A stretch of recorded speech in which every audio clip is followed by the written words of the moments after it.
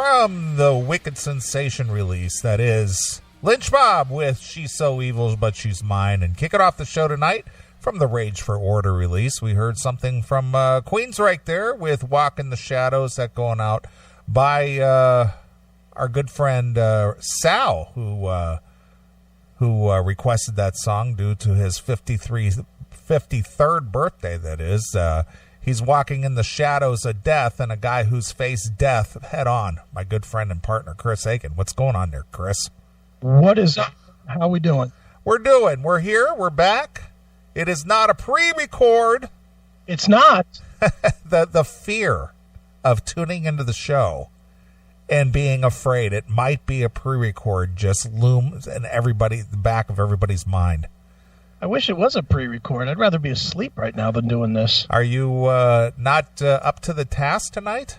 Oh, I'll make it, obviously. I made it last week, and I was dying. I'll make it tonight. I'm fine. So you're better this week? Yeah, I'm fine. I slept all day Sunday. I slept all day Monday, and I got rid of it. Well, that's good. That was my medical regimen, sleep.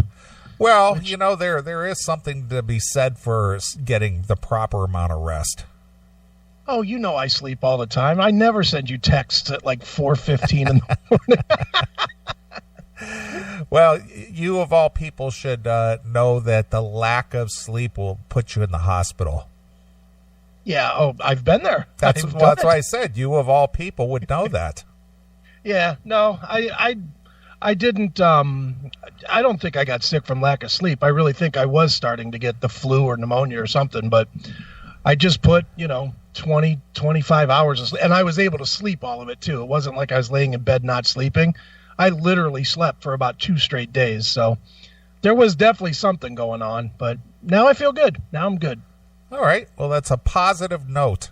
Yes, sir. At least you're not hacking and coughing and going in between every other word. Yeah.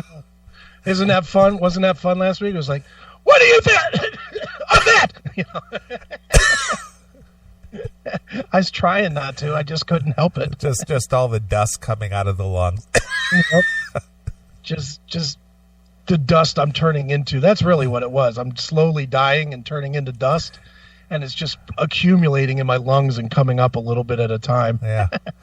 Yeah, you're spewing up the ashes from the burn from 94. That's it. Little pieces of lung just coming out of me. Up from the ashes. That's right. So, thank you, Sal. Sal said I did some good interviews this week. Thank you, sir. I appreciate it. For that, I won't say your next request is faggy. There you go. Always the fear that Chris will be critical of your choice in music. Yeah, how dare I? Isn't it funny that so many of our fans are afraid that we'll say something that isn't positive about something that they do or say or request or whatever? It's like, dude, you made me look bad. You made me look bad, dude. Does it meet your approval, Chris? I know. It's and did you see the whole fighting with me on Fuckbook about the stupid Yannick Gears throwing his guitar? Well, I didn't see it. I mean, I saw the first 2 comments. I think the only comments I saw was "Oh, what an idiot" or "What a faggot" or something. And I didn't have time to sit there and scroll through all that nonsense. Well, the White Knights came out and had to defend him and tell me that I'm a hypocrite and Why are you a hypocrite? What makes you a hypocrite? Because I dared to say that he looked like a fool. So he did. Dude, it was you know what it was? It was just a reminder that I'm supposed to have quit fucking Facebook. It really was just a reminder that Facebook should really be called Faggot Book. All right. It's just a bitchy place to be. And I don't know what got into me yesterday, but I went right down the rabbit hole arguing back and forth again. I was like, you know what? I got to stop this. I'm going back to mines. Well, again, why even bother arguing something so silly, especially when no matter what you say, it's not going to change anybody's viewpoint? Because sometimes I'm stupid. Okay. Well, Well, I'll admit it. I'm stupid. Well, I even got I had gotten a text from Taylor about that. She sent over the text to me. And she says, look at this shit. He shouldn't be throwing that around anyway, faggot. Well, it's a horrible vision, but I mean, whatever. It probably was just a cardboard cutout anyway. Probably wasn't a real guitar. It's probably just like a piece of wood or something shaped like a guitar. Right. They don't let him actually play. Exactly. But, again, who cares? I know. That's why I posted that horrific David Lee Roth video today. And I just wrote on there, just to avoid a problem, this is the best DLR's ever sounded. He's great. Yeah, I did see that too, and it was just like, wow. Ooh, boy. Not gonna. Who's talking about running down there to see that too? Who? And you're not gonna believe this. And I even called him on it. Our friend Omam. Really? He was being serious about it? Being dead serious. That he wants to plan a trip with him and his friend Kyle and Hannon and whatnot and go to Vegas to see the DLR Vegas act. I was like, dude, you've got to be kidding me. Because they think it would be good or because they just want to see a train wreck in person? No, other way, because Dave can do no wrong. Really? I see. I find that hard to believe, especially as cynical and critical as Omam can be. That's why I was blown away. I was like, dude, you can't be serious about this. He's like, oh, yeah, David, you can't say nothing bad about him. Really? Best front man ever. I'm like, yeah, 40 years ago. He ain't the best front man anymore. He's not even the best old front man anymore. I'd say Mick Jagger still kicks his ass. Yeah, there is some truth to that. I would say Roger Daltrey still kicks his ass. Don't you think? Yeah, well, Roger Daltrey still sounds great. Yeah, and he's what, 113? He's definitely in his early 70s. Yeah. I mean, when he's talking about his Geritol, I mean, it's like, Jesus Christ, dude. When are you going to stop? Well, as long as there's money to be made, I guess, and people still show up in arena-size levels, why stop? Yeah, well, and that's true. I mean, they just sold out 18,000 seats here, so for the I guess, because it wasn't like the whole Who. It was just 2/4 or whatever. It's the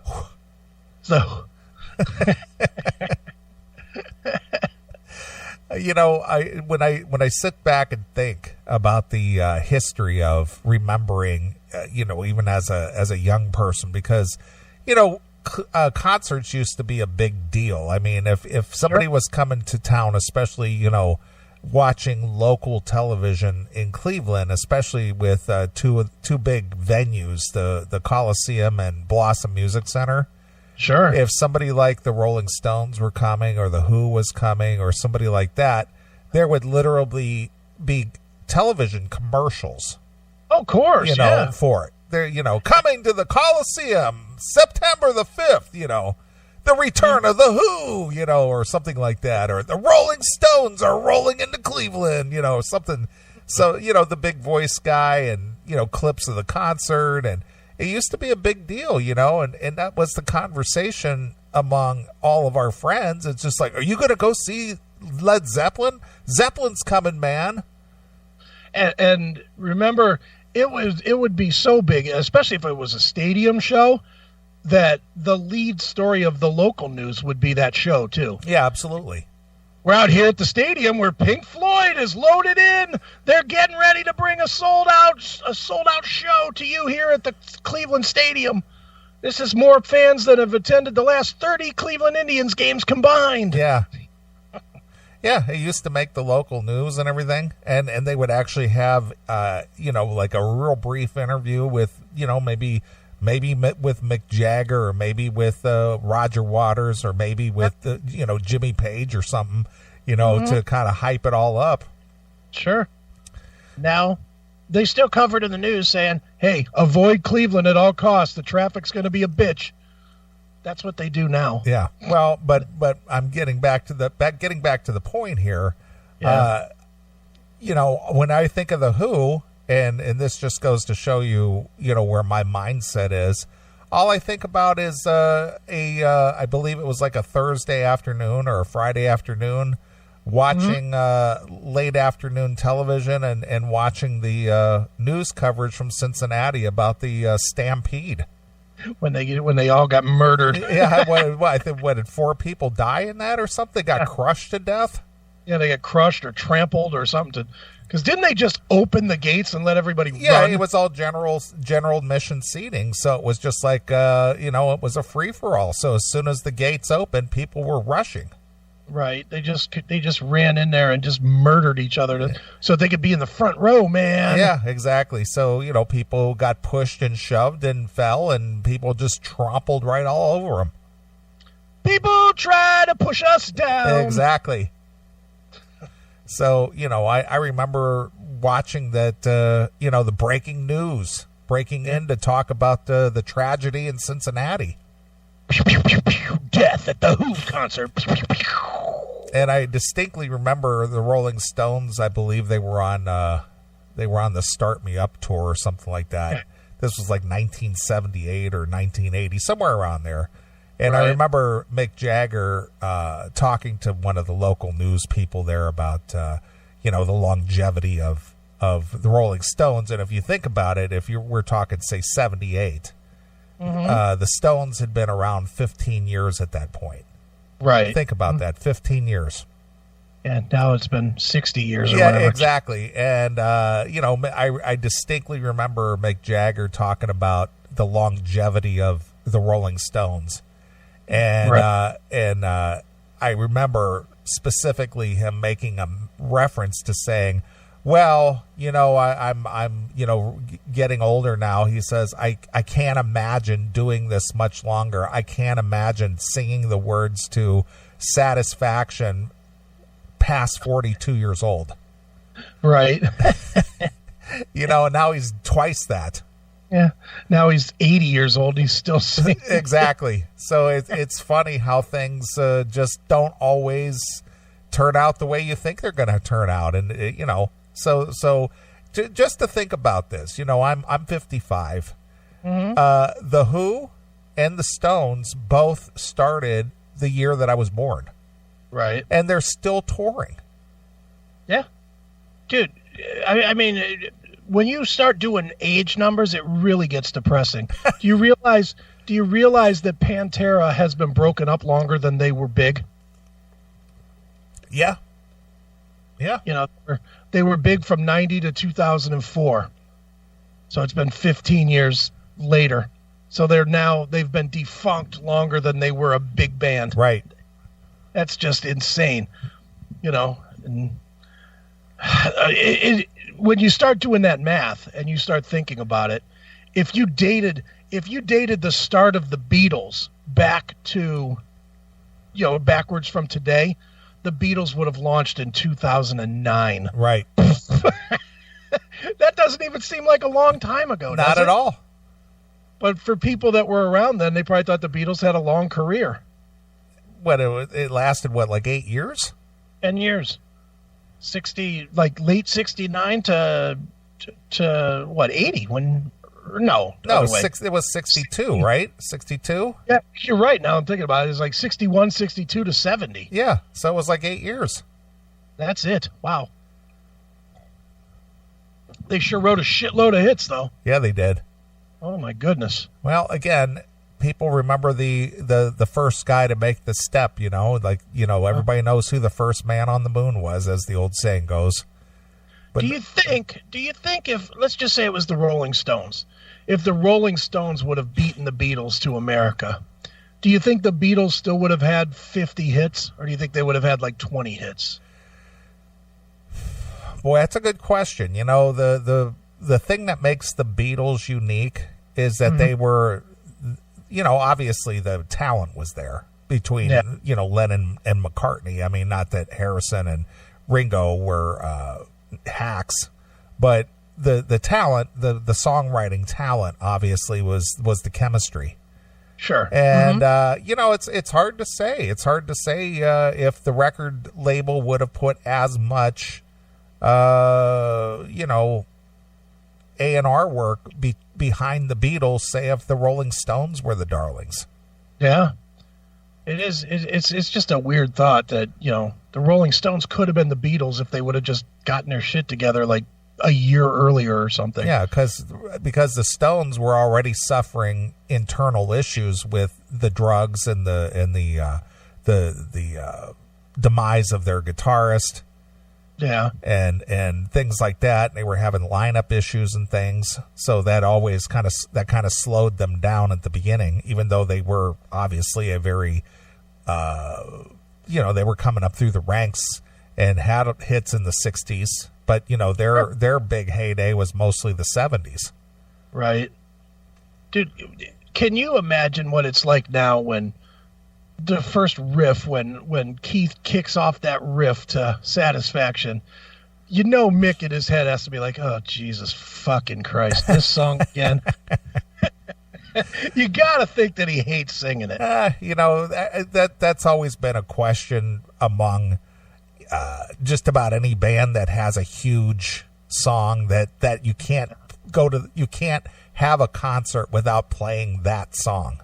Right. It would be like Doc and not playing Alone Again. Right. They can skip out on a few of their hits, but if they don't play Alone Again, then people are going to, the diehards are going to have a cow about it. Right. I don't know if you heard it, but I tried to corner Tom Kiefer that way yesterday with, I asked him, what means more to you? Every person in the crowd singing Don't Know What You Got Till It's Gone, or 2/3 of the crowd singing like Death of Me or something brand new, because that 2/3 is getting into it. And he, of course, dodged like the pro that he is. He was like, well, they're all special in their own way. Yeah, they're all my children. Yeah, he's like, I don't think of music that way. I mean, he's the typical, he's done 8 billion interviews to where he's not gonna say anything to rattle anybody's cage. So, but I did try to figure out if he's, more into this new music than the old stuff, but he wasn't going there. Well, without the old catalog, he doesn't have a career. Yeah. Dude, you know what's weird about that guy? He comes off on the radio, or on the interview rather, as shy. Like, this was the 3rd or 4th time I've interviewed him, and every time he's come off that way, and you've interviewed him before, does he come off that way to you? In person, he's shy. Yeah, isn't that weird? Yeah. He's played in front of 1 billion people at this point. Yeah, but when he's Tom Kiefer on stage, yeah, it's time. It's time to go to showtime. When it comes to one-on-one, it's like, I'm just sort of like a humble guy, right? Dude, I was so disappointed too, because I had my Neely question ready for him, and I just ran out of time. I literally ran out of time to ask him if he gets hot wearing all that gear on stage. It was the last question I had for him, and I only had like 40 seconds left before he was supposed to be on his other interview. So I was like, oh, I gotta wrap this. But I was gonna ask him about that. I did ask Johnny Z about Eddie Trunk though. Oh yeah. He loves Eddie Trunk, though. He literally has a chapter in his book about Eddie. Well, of course he does. But I did ask the question. You got to hear it, too, because the way I phrased it was something like, not only did you launch these bands that have been like the pillars of metal, but you launched the voice of heavy metal, Eddie Trunk. Yeah. Oh, man. Yeah, that dude was fun, Johnny Z. It was funny because when he first started, he just sounded like a terrified old man. But once he got going, once he heard me drop an F-bomb or something, then he was right at home. He heard me say fuck or something, and then he immediately was like, I was scared out of my fucking mind. Yeah. Well, that's like, whenever I have the opportunity to do an interview, I always start it off, preface it. It's like, we're uncensored. Anything goes here. Don't be afraid to just, sure, let go and say whatever's on your mind, because there is no limits here. I always say that too, but they always hold back But once you say it, Yeah. then they realize that it's okay. So I always try to start off light, because if I don't know the person, I always try to throw in like shit.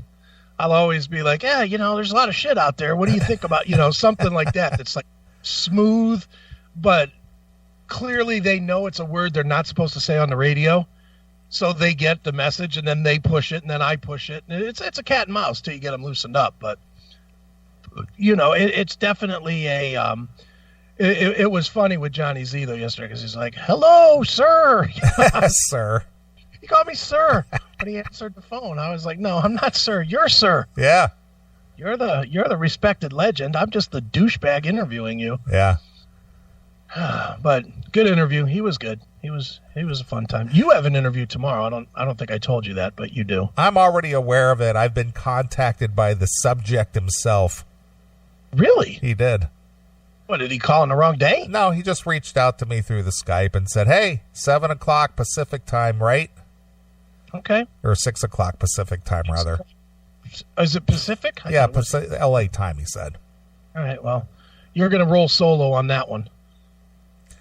Well, I'll see if I can figure out my interview skills by then. It's been a while, but I unfortunately will be tied up with the Hairball John Radio website and app and blah, blah, blah tomorrow. So I promised John I would have a website up for him by 8:05 tomorrow. And, yeah, I'm like 40% there. And what is 8:05? Why 8:05 of all things? Well, there's got to be a song lyric or something. I'm assuming it's a song lyric. It's 8:05. It's time to rock, but I can't place the song. Okay. I mean, is that serious? That's the time. 8:05. Okay. It's even on his. It's on his. If you go to Hairball John Radio on Facebook, you'll see that the new app launches tomorrow at 8:05. Okay. At 8 o'clock. 8:05. All right. Like, okay. Well, bring me up to date with what's going on with Hairball. What is he doing exactly? Because I know that, a few years ago he was going to do that whole vinyl side show, and I think he did like 3 or 4 episodes, and then kind of petered out, and then all this archive stuff was being played, and then I don't know what happened with that. And so what exactly is he doing? Is he doing a live thing, or is this all archive stuff? Or no, he has a new show. Okay. Called Hairball John and Friends. All right. Which is on it's on Uncontrolled Noise, but it's also on a bunch of commercial stations. He's gone that route again. Okay. He's dove back into the commercial pool, but he's also doing, which launches tomorrow, Hairball John Radio, which is going to be a basically a hair band, hair metal radio station and app and all that other stuff. It's I don't want to say it's me, because I'm a very silent partner in all this stuff, but I am involved. It's him and Corey, with me doing a little side work and a little marketing and stuff. Okay. But there's 2 sides to it. There's the Hairball John Radio side, and there's the Uncontrolled Noise side. I've got my hands a little more into Uncontrolled Noise. But what we're doing is there's going to be 2 apps. There's going to be a Hairball John Radio app. There's going to be an Uncontrolled Noise app. Hairball John is going to be his show. Probably Ron Keel's show will be moving over to there. And then the rest of the 24/7 stream will be hairband stuff, your lynch mobs and your Dawkins and your, Warrant and blah, blah, blah. Okay. And unlike shitbag serious radio, it's going to be like a lot of deep tracks, and the main tracks, the Round and Round, will be buried in the mix. You'll get them once a week instead of once an hour, so it's going to be kind of like a deep tracks version of hair metal, I guess, for the Hairball John one. Okay. For the Uncontrolled Noise side, it's going to be, the shows are going to be us, Kendall, Metal and Kendall, Metal Vault with Mac, Red and Jerry, basically everybody that's on there now except for Hairball. And the music is going to be the harder edge stuff. So we're going to take most of the hair metal, the 80s metal stuff is coming out. And it's going to be a heavier station, and it's going to be a little bit more modern station. So think a lot more aggressive metal and thrash, and some new metal type stuff and that type of a thing on the Uncontrolled Noise one. Okay. So that's what's going on there. And if that's not enough, but wait, there's more. At long last, because I've been working on this shit for weeks, and finally I looked and figured out that it wasn't that hard or that ridiculously expensive. We are finally going to have our own app, the Classic Metal Show app, which is going to be the 24/7 stream of the CMS. The live, obviously the live show will be on it every week. The videos, the podcasts, the T-shirts, and everything that we sell, and it links out to mines and the socials that I choose to put on it. So we will have our own app as well. That has been submitted to Google. It's getting submitted to iTunes on Monday, and I would imagine next week after, we will have our own app, the Classic Metal Show app. All right. So, lots of new apps. Wow. It's funny to me because, I have maybe one or two apps that I use total. Because it's, to me, it's just like, all right, but I know people that just live on their phone like you. Yeah. And, it's, I don't know. I guess it's just the lazy man's thing. Well, it is. It's just basically I'm taking all the bookmarks from the Classic Metal Show webpage and just turning it into an app. So it's all in one place, man. Yeah. Easy. But I mean, dude, how many times have people bitched and moaned about apps for us having an app? Right. So now I'll plunk down some money and we'll have an app. Well, I had a customer come in to see me this week. Yeah. And they wanted to share some drawings with me about a project that they want to do.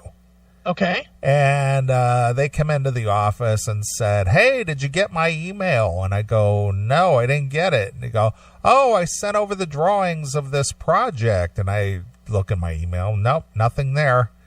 Mm-hmm. Oh, so I'm going to do this on camera. Okay. So it's and it's, I know it's in here somewhere, and it's like I was one of those guys, huh? And it's like, would you get on a fucking computer, just sitting there, squinting and holding the phone and scrolling and and I know it's on here somewhere. Let me look, and it's like, oh, man, I can't imagine doing your business on your phone. Well, you're not supposed. See, this is where people get lost, and you know me. I'm on my phone all the fucking time, all the time. But I do some work on my phone, some basic work, like and I don't want to turn this into a work conversation, but like I use a CRM, a customer relationship management system, right? Because I'm stupid and I can't remember everything that goes on. So if I make a phone call to somebody and I have a couple of notes, I can use my CRM on my phone instead of going back to my computer, and I can just plug in, called at 10:30. They said they'll be fine with this at 2:00, whatever. Right. I'll add a couple notes and then I'm done with it. Something like that where they're trying to show you a drawing or some shit. You know what, dude? invest in a fucking iPad. Exactly. I mean, it's cheaper than a phone, and it's a bigger screen, so you can actually do some work. Yeah. Now, a lot of work on my iPad. I mean, I probably do 30% of my work now on my iPad. I mean, I do a lot of, dude, the show. I'm trying something new this week with the show, because I figured out that iMovie, the Mac movie program, yeah, has a much better green screen system than these fucking Windows programs. And I've bought like 6 Windows programs now. And I'm just tired of spending money on fucking Windows programs that don't do what I want. Right. You know, I mean, I'm not even kidding. I've probably spent $1,000 on fucking software trying to get the green screen to look right. And it just doesn't look the way I want it to. Not completely. But then I figured out, well, iMovie does. But iMovie doesn't. You know how you've seen the videos on the CMS TV. Yeah. You know how I have like the videos of me and you kind of in the middle, and then I have the nice graphic around us, so it looks real cool. I can't do that with iMovie. I can green screen with iMovie. So I'm literally, these dumb fans that want to bitch about pre-records. This is the lengths that I go to get you a fucking video for the 25 people or whatever that have subscribed to CMS TV. I'm going to take the video of a segment. I'm going to put it on my iPad. I'm going to green screen it and save it. I'm going to save the green screen out. Then I'm going to take that finished product, and then that takes an hour or 2 to save. I'm going to take that finished product. I'm going to move it over to the Windows thing, and then I'm going to put it into the Windows thing with the dressing around it so that it looks nice. And that will take another 2 to 4 hours. So every video I do will now take 6 hours. But I want it to be right. I don't, I mean, the mantra of the show is if we can't do it right, then we're not going to fucking do it. Absolutely. And I have not been satisfied at all with the way the video looks. So I'm going to keep fucking, if I have to spend $10,000 on software, that's what I'm going to do until I make it right. Right. It's pissing me off, but that's, that's one example is I can use my iPad, and you would think that you would get less, quality out of your iPad than a computer, but it's not so in this case. In this case, the iPad actually works better than the fucking PC. Yeah. And it's not like I have cheap PCs. I mean, every fucking PC I have is 32 gig of RAM and, i7 processors and, terabytes and terabytes and terabytes of space. I mean, I think every computer I have has a terabyte hard drive with a 2 or 4 terabyte expansion on it. So I have like high-end computer shit, and I just can't get it the way I want it. It's really driving me crazy, this fucking video. I know you're just like you're like, well, what are you fucking doing it for? Who's making shit? Yeah, exactly. I think it's just the satisfaction that you finally dial into the secret or to the code of how to make it, look good. Well, it's actually I mean, that's the granular look at it. I'm very much the big picture that I've always said, and that's I don't want to be caught up with by anybody. Right. That's why I'm doing apps now. Why? Because nobody else is doing apps.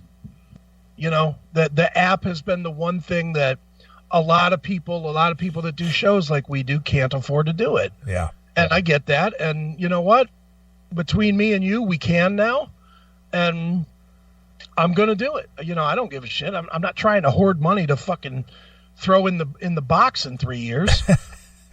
So I'm gonna spend that money to make the show better. Yeah. And you always spend money to make the show better. This last year, this is like the first time in a while I've actually invested anything. Yeah. I invested in this. I invested in the CMS TV. I've bought all this fucking software. It's like, yeah, I'm investing a little bit too. It's between the two of us, maybe we're spending $3,000-$4,000 a year. It costs a little bit of money to produce a good show. Yeah, I mean, the alternative is you get some shitty show that sounds like dirt talk. Yeah, it sounds like crap, and then you don't want to listen to it, and then it becomes what we like to term a hard listen. Yeah, Dude, it's like, I don't know if you noticed it last week. You might see it if you look at the video right now. You see I've got a different cable in here. This fucking blue cable now. Okay. Did you notice last week that I was having all kinds of problems with my mic? Well, I heard it was snapping and cracking and popping. I had something went bad on a cable. Well, the cables do go bad. They do get, they do get a broken wire in them if they're, twisted and stuff. Well, I heard it. I obviously heard it when we were doing it. Yeah. But I heard it listening back, and I was like, I didn't even want to put the show up. I literally was like, I cannot have video of us going, and that. It wasn't as bad as you thought. I heard it snap and crackle a few times, but it wasn't that noticeable. No, but it was me banging on the mic to get it to get it back to working again. Right. And in between, I was blowing it out with the air and stuff to make sure it wasn't just dust. And I blew out the board and everything else, trying to get the fucking thing to work, and it just wouldn't work. Well, as much as you're swinging your arm back and forth and up and down and stuff, it doesn't surprise me that the cable did get a little snag in it. Right. And of course, I bought new cable. The reason I'm using the blue, this is one of the external mic ones. Yeah. Uh-huh. Because, and I'll show you, because I'm a dumb fuck, and I decided to order the cables that I needed online. Yes. Because I'm fucking brilliant here. And, if this will open, of course, I bought this one that I thought, okay, it's got the special band on it so that it can move and it'll be better for all that, It's got the wrong ends. Yep, there's the end. Yeah. Wrong fucking end on that one. And then this one, of course, I get mono sound out of the laptop or the PC. So I bought this cable because you taught me the secret of the 2 lines on the tip. Yes. So I bought this one, went to plug it in, looked at the other end is singled. Like, you fucking suck. I bought 2 goddamn cables, they're both wrong. It's like, son of a bitch. You need an XLR cable. You need a female end and a male end. I just need to have you fix this shit. Well, I tried to come over, but you had to go work with your mom. Oh, I'm a mama's boy, man. What do you want? Well, I'll be there in a couple of weeks, so. Yeah, I might have you do some retooling because that's fine. I'm like, I can't, and it is amazing to me that I'm a self-taught computer programmer. Yes. I literally can program computers to do anything. Yeah. I cannot fucking make sound work to save my fucking life. Well, you're a software guy. You're not a hardware guy. I am telling you, there's a connect. Okay. I know none of this is interesting to the fans, but you're going to have to. But you gotta subscribe to the video to get it. Get it, but Neely, you'll get this. The fans are not even going to get this even a little. Even the subscribers aren't going to get this. So you know how this box is built that you bought. Yeah, it's your effects rack with the XLR cable. And, yes. All the little buttons that are all the right colors and everything, right? Yeah. You color-coded it. You took all this time to make it right. I got you color-coded buttons, and I got you color-coded cables to correspond with the colored buttons. To deal with retarded Chris who can't figure out anything. So I took a cable. I found an XLR cable. Yes. That plugged into the microphone right and plugged into the back here right. Okay. I plugged it into the back end. I plugged it into this thing. No fucking sound from my microphone. Yeah. Tried turning every goddamn knob on every one of these fucking things. No sound to it. So then I had to go to what is this, XLR that plugs in a microphone? Yes. I had another cable, the one that didn't work or that was popping, that was XLR into a 1/4 inch. Yes. Somehow that worked. I plugged that one over top of the one that you had plugged in. Yes. And it somehow worked. I don't know what the fuck happened, I didn't touch any of the things, and I literally didn't like pull it out and put it in later to where maybe I put it into the wrong spot or something. I did it all at once so that I wouldn't, because I know I'm stupid. I literally plugged one in, set the other one down, then pulled the box out, unplugged the one, and plugged right back into the same spot, and it still wouldn't work. And it wasn't the cable. Yeah. I know it wasn't the cable. I was like, what am I fucking doing? Why am I this stupid? But so then finally, you know, I just grabbed one of these that I knew were plugged in and I knew worked. I was like, well, all I got to do is find the color and turn it up. So you said you're using the channel it belongs to then? Yeah, I'm using channel 3. Okay. I didn't unplug a goddamn thing because I knew this worked. Yeah. And I didn't touch any of the wires. Right. So I literally So basically you're not using your vocal processor then? No, not at all. I knew that there was something going on there because that period, at times you're just a tiny bit overmodulated when you're talking a little bit loud tonight. Well, maybe when, you know, not tomorrow, but Monday or Tuesday, we'll do some Facebook living or some shit like that.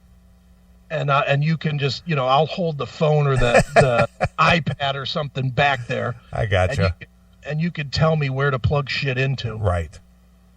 But yeah, no, I'm just using the regular old channel 3. Yeah. I know what to unplug. Just don't be unplugging and plugging in shit. Well, I had a cable that didn't work. Well, if you had the exact same cable and just unplugged the old one and plugged in the new one, then it probably would have been fine. Dude, I'm telling you, that's what I swear to Christ. On my kids' lives, that's what I did. I swear to you, I did not pull the cable and then plug into the wrong thing. One side at a time because I'm too dumb to go with both sides. Well, you see, in my infinite wisdom, you have redundancy. So when something like this fails, you have a backup. So you were able to just grab one of the other channels, just plug that in, and go. Yeah, and that's what I did. Yeah, there you are. So, yeah, we're definitely going to have to fix this. Hey, it's Tech Talk here on the Classic Metal Show. Oh, tough shit. Yeah. If it was a pre-record, you wouldn't have to hear this shit now, would you? Right. So there you are. You got a little inside look as that there is real studio stuff going on there. You need an engineer. Yeah, I really do. He's not a real engineer. Yeah, he's a fake engineer. Clearly, Chris is not a real engineer. That's for damn sure. Well, that is one of the things that where the show is concerned that I've taken a lot of pride in is designing the effect racks that works best for our setup. Well, it is a monster, that's for sure. Yeah, there's a lot of shit on here, and I have no idea what any of it does. Don't touch it. I ain't touching shit. Are you kidding? Dude, what's this black one up here? It's got like eight knobs on it. I turned every one of them. I'm not sure which one does what, but I just tried them all. I'm to the point that I don't turn the little light things on because I'm afraid of fucking up the board, okay? I'm afraid that'll somehow short something out or something, so I just leave them pushed in and they never get pulled out and turned on. Yeah. What is this compressor deal thing up here? What does that compress anyway? I don't know. I ain't fucking with it. I ain't fucking with none of it. What does that do? I know of all this equipment, I know like one knob on the whole thing, and that is this one over here on my board, which says headphones. Makes them louder, makes them not louder. That's the only thing I touch. I touch my headphones, and that's it. Oh, that's funny. What's this compressor limiter? What's this gate for? I hope it's the gate to let the tech in here. Shit. What is that for? What's this threshold thing? Don't need to know. It's your job. My job is to be funny and tell dick jokes. Right, exactly. Your job is to handle all that. Dude, this is very similar to when I was doing the metal show with Matt. Yeah. I couldn't run the board. The times that Matt was out and we had to work with an intern or something to run the board, fuck it. You know, he was always like, well, what do you want me to do? Dude, turn the mic on. That's all I need you to do. Because other than that, I don't know. I'll point to you and you do whatever it is that you do over there. You know, that was always I remember we did a bit, and I don't know what the bit was for, but we did a bit where we pretended that Matt was fired. Okay. Saying something on the air. And I don't remember what we were trying to do. If we were trying to, stir up controversy. So I don't remember what we were doing. In hindsight, it was obviously dumb because I can't remember what it was about. But so Matt wasn't on the show for 6 weeks, but he was there for like 4 of the weeks. I think what it was in real life, he had like a vacation or something he was going on. All right. So instead of canceling the show for 2 weeks, we made it look like this elaborate thing, and then we just kept going with it. And then we ended up having like people send in tryout tapes and stuff. And then when Matt came back, we played now I'm remembering what it was. We had people send in tapes, and then when they came back, we started reading the emails and stuff about, seeing which of Matt's friends would turn on him to try and steal his job and stuff. Hey, we got new tryouts for the lead for the metal show. Right, that's what it was. But there was those 2 weeks where Matt was legitimately not there. And they were probably the 2 worst shows in the history of the metal show, because I didn't know the intern. The intern had no knowledge at all of metal. So it was literally, it was like some of these internet shows that you hear. It was like, okay, that was Sepultura with Arise. It's 5 minutes after the hour now. It's about 65 degrees outside. Nice night. Only 48 more minutes to go. It was one of those type of shows where I was trying to, I was like, well, let's look at the metal news. It really was so bad. But I just didn't, I didn't know what to do. And I didn't, doing a solo show, a true solo show is the worst. Yeah.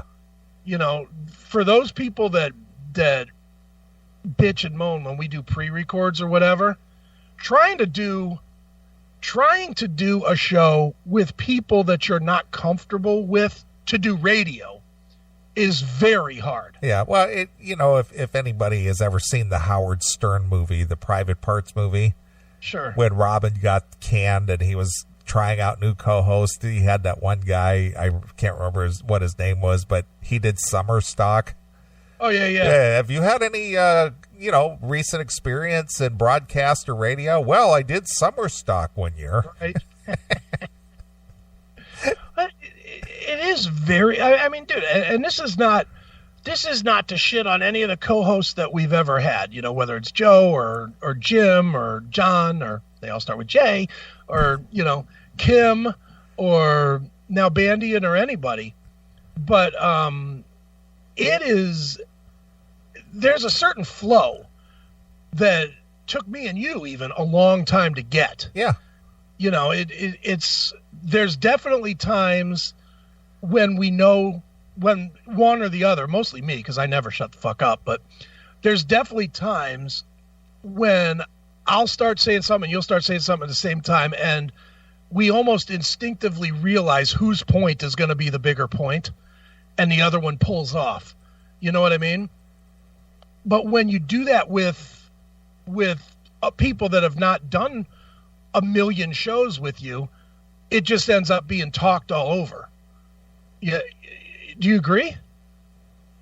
Oh, is it my turn?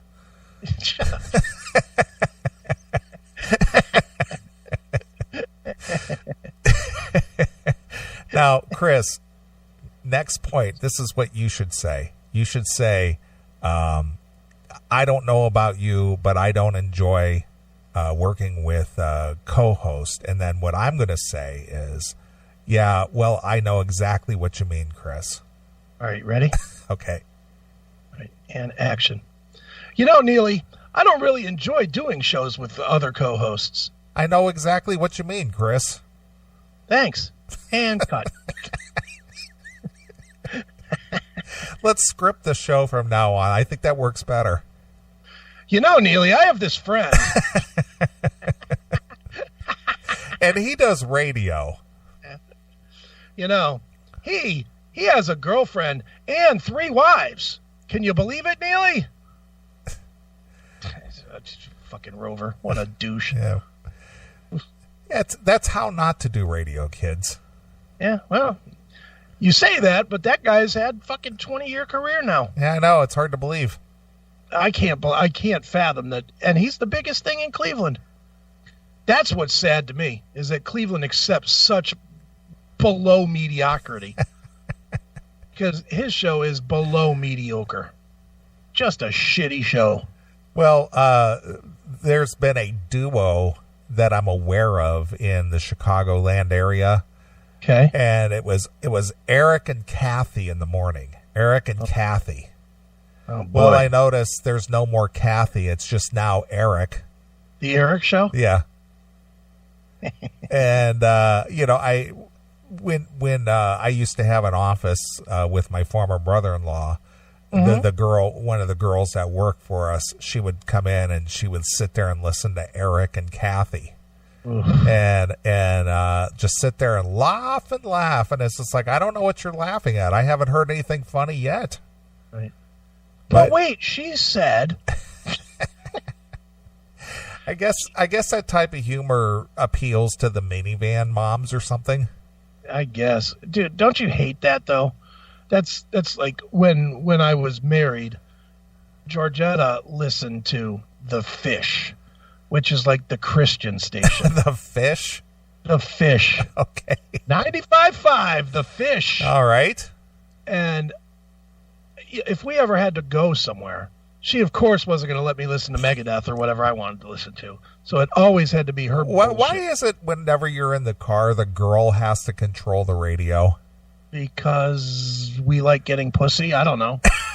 and that's a quick way to not get pussy later in the day, is to fucking make them ride in misery, I guess. But, dude, listening to the fucking Fish, because not only was it bad morning radio, but it was bad morning radio combined with Jesus message. So it literally was, oh my God, that was Jars of Clay with the latest song from their new album, Praise Jesus. And we can all say Praise Jesus, can't we? And then the host in the background be like, Praise Jesus. Oh my God, what am I listening to here? Amen. A good thing that you can do with your children is spend Saturday morning with them reading the Bible. Don't bother with any kind of cartoons or anything. Just read a story from the Bible. They're wonderful stories with a delightful message. And speaking of delightful messages, here's If I Could Only Imagine right here on 95.5, The Fish. The Fish. The Fish.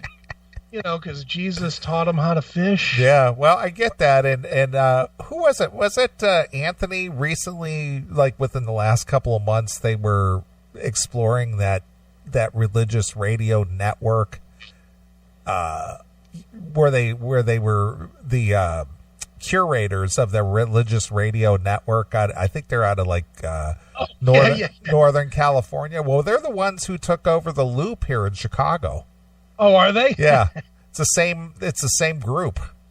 1-800-GO-CHRIST or whatever. Yeah. And what's amazing to me is that they have the wherewithal to move into a very large metropolitan area like Chicago. Sure. and take over one of the top radio channels on the dial. Mm-hmm. I mean, I know that couldn't have been cheap. Well, dude, there's a lot of broken moms out there. I understand, but my point is that, the money that is required to run that, that organization, that's got to be quite a chunk of change, because they're a syndicated show to all their affiliate, radio stations across the country. Sure. But actually, syndication is cheaper than actually having to hire bodies. Well, that is true, but you still have to pay for the transmission and the signal in the studio and things like that. Granted, you may not have a staff aside from maybe one or two. Maybe I don't know if they do sales or marketing or something. I'm sure they have to. Yeah, But there'll be a marketing team, but there'll be no DJs. It'll be yeah, three because it's board all ops. it's all centralized out of the one studio out in California. Yeah, it'll just be 3 board ops managing the signal, and even a lot of that. I mean, when I was at 92.3, I learned how some of that shit works, and they have some kind of a listener device on a signal, and whenever it plays a tone, a certain tone, it automatically triggers we were using a system called Profit, and it would trigger Profit to go into commercials, and it would, depending on the tone, it would say 60 seconds or 90 seconds or 30 seconds of spots to play, and Profit knew when it heard a certain tone what bank to go to play. It was pretty fascinating. It was definitely the mechanization of radio to where they did not need DJs at all. Well, I noticed that if I'm watching a commercial app on Roku, say let's say like Crackle, that has commercials. Sure. I noticed that the commercials that they run are for local businesses here in the area. Mm-hmm. Yeah, they're cheap. That's why it's cheap advertising in the local market. It's only Crackle might be a little more expensive, but I know I've investigated it because I've thought about doing it for the CMS, and it's really only it's like $80 a spot. It's not terrible. Yeah. For commercial coverage, if you reach 3,000 people in a week for $80, that's not bad. Hey, you want to get your evil on? Saturday night. Dude, I mean, come on. It would be cool if we had like a 60-second commercial like in the middle of The Oath or something that's real like shoot 'em up murder show. Yeah. Well, that'd be cool. Well, speaking of commercial, our commercial on WSTB is going to start running on a Monday or Tuesday. Tuesday. That's right. I haven't even heard or seen the proof. I was supposed to get the proof to see what they were going to do with it. You need to contact them immediately. Make sure they're not fucking us on that money. Yeah, pal. Yeah. Yeah. So I definitely, when I'm in the area, I'll be there in the area a couple of times this month. Right. For October. So I'm definitely going to be tuning in to hear our spot. Yeah. Need to hear that. Yeah. And they need to send us a proof of it so we can play it here on this show. Yeah. Where's my spot, Bob? Yeah, Bob. Don't be fucking us, Bob. Yeah. We spent hard-earned cash to support your station, so let's hear our spot. More than anybody else did, Bob. Yeah, that to me is just funny. It is funny. It's like, what are they going to say about us? Hey, listen to our radio station and tune into these other guys. These guys say bad words. They used to be on this station, but now that they've said bad words, they're on their own. But we still like them, I think. Yeah, we don't endorse them, but we'll take their cash. Yeah, they spent money on us, so we owe them at least. Hey, go listen to them if you don't mind bad stuff. That's right. They say evil things. They say shocking things. Yes, they're flabbergasting. So funny. And look at Death's Head in the chat room. B-movie TV on Roku would be a perfect home for the CMS ads. Totally un-PC channel. Really? Yeah. You know what's another totally un-PC channel? The Classic Metal Show channel on Vimeo. Yeah. CMS TV on Vimeo. That's right. That's all there too. You can put that on your Roku. And there's lots of bad talk there. Yeah, put that on your Roku and smoke it. Yeah, pal. You've used the CMS TV on Roku, haven't you? I have. It looks great, doesn't it? It looks great. It looks like watching two guys on the radio. I know. I still don't understand the appeal to that, but people like it. It's surprisingly, it paid for the app, or it's paying for the app. Well, that and YouTube, as that dwindles away quickly. We had another thing fucking censored today. We'll talk a little bit about that because this is getting really bad now. Yeah, it is. So we got, we got to talk a little bit about that because things are just really, I would have never believed that this country would have got to the point to where things are being censored. But, this was predicted decades ago that we would get to this point. Yeah, well, your good buddies that were worried about it, and all of you said, "That's crazy. That's crazy. You guys are just making a mountain out of a molehill. You guys are just being drama queens. You're being conspiracy theorists." Yeah, we sure are. This week alone, I think we had 3 or 4 videos pulled. So, yeah, we're drama queens, all right. It's the purge. Yep, but thank God we got BitChute and Vimeo. Because eventually they're going to shut the whole channel down, and when they do, then there's always going to be another place. So, yeah. Well, if you listened to last week's show, we did cover a segment there where they're trying to draft some bills in Congress to shut down those free speech websites. Yeah. Yeah, I wonder what happens to us. Do they make us stop doing our show? If you don't have a platform, it's like, well, we'll have to go to off the continent and go somewhere else. Yeah, yeah, we'll have to. I don't know what we would do. I guess we could. I would imagine that's what we'd have to do is record it and then sell it from fucking Sweden or somewhere. Yeah. What fucking world are we in? Well, you know what? This even though it was a cheesy movie, but it was still kind of goofy. Did you ever see that movie? I think was from the early 2000s called Pirate Radio. No, did not ring a bell. It was about the 60s when England was censoring a lot of stuff. They were censoring commercial radio. Okay. So there were literally pirate radio ships out off the coast outside the jurisdiction of the government, and they were broadcasting from a ship. Okay. And the parliament or the government over there in England was doing everything they could figure out to try to pass some kind of law, that would transcend into international waters, right? To go after these people and shut them down, right?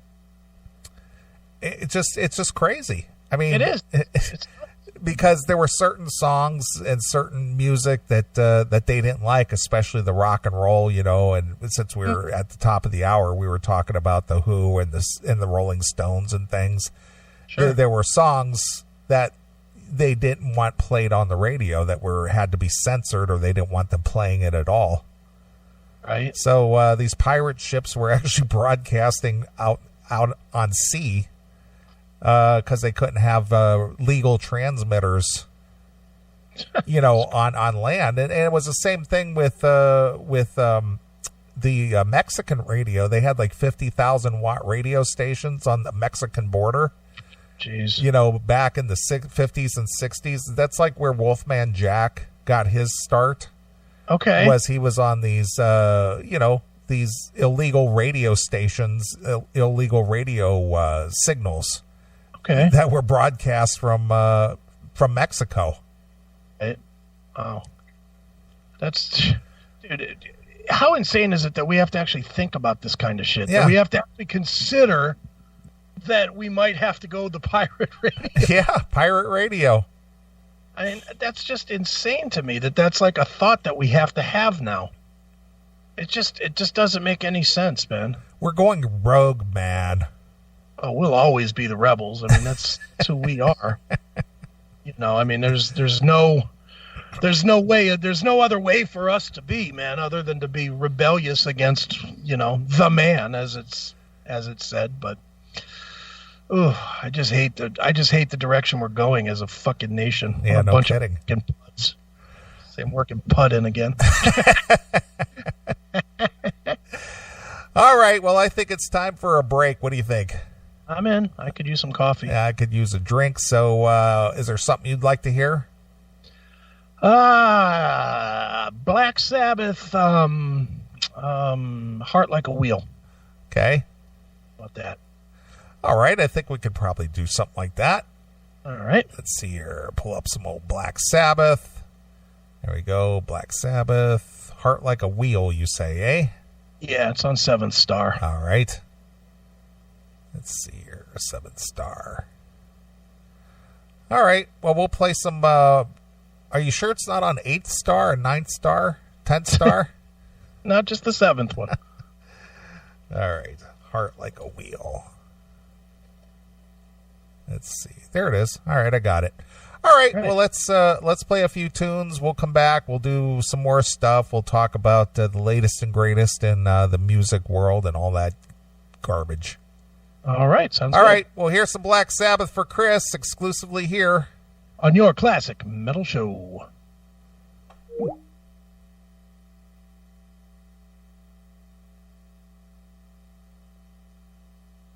Hello, this is Tony Iommi, and you're rocking on the Classic Metal Show.